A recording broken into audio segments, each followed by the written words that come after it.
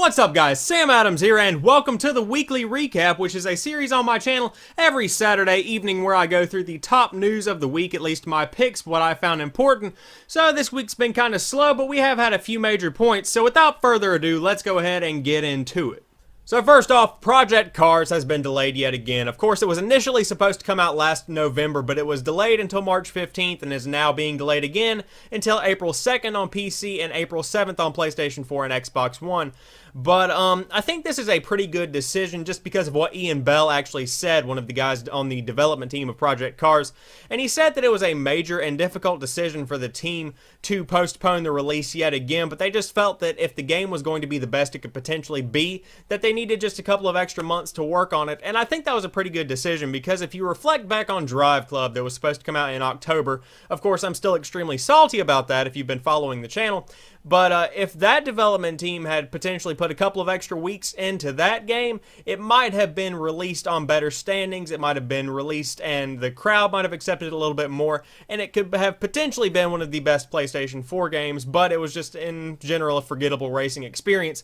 So hopefully Project Cars will come out and be as beautiful and amazing as it does look, because the weather animations look beautiful, the car models look absolutely immaculate, and I personally can't wait to play this whenever I build my PC.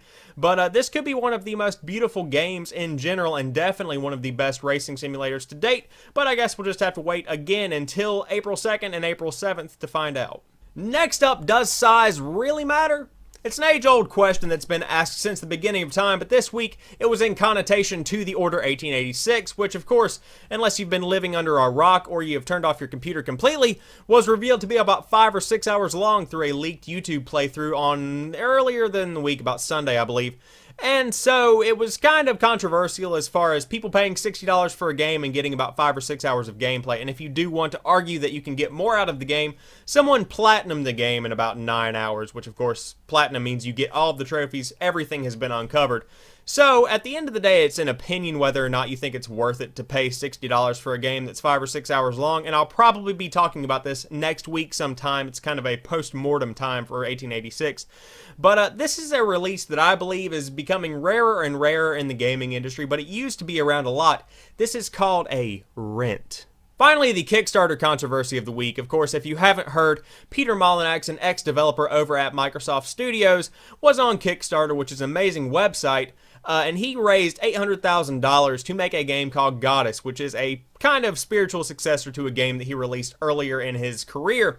But it has basically gone nowhere in development. And what's really sad about this is that it's giving not only Peter Molyneux a bad reputation, but also it's giving Kickstarter a really bad reputation. I like to kind of compare it to whenever you see one of these shooting rampages in public, and it makes gamers in general look like psychopaths and people that just, you know, don't have any sense of emotion or feeling, which of course is not true. So obviously not everyone on Kickstarter is going to take almost $1 million and throw it down the drain on who knows what. But in the same way, I feel bad for Peter Molyneux because he is a pretty good developer. He has made some awesome stuff in the past, and I think this guy is just coming to a point in his career where maybe it's time just to kind of go undercover a little bit. But at the end of the day, this is just sad, but not really much is being lost unless you count Peter Molyneux's reputation as well as almost $1 million. So there you guys have it. That is your news recap for the week, at least the things that I thought were significant. And if you thought something else was pretty major that I missed, you can feel free to leave it in the comments below. But if you enjoyed this video, don't forget to drop me a like down below. And if you are new to the channel or you've never seen any of my other videos, feel free to check out some of those other uploads. I upload new stuff 4 days a week, so there's always something fresh here on the channel. And I do love it when you guys check out these stuff that I make. So there will be social networks in the description down below if you feel like following me or you like who I am. And don't forget to click that subscribe button right there. I will greatly appreciate it so you can stay up to date on all of my latest uploads.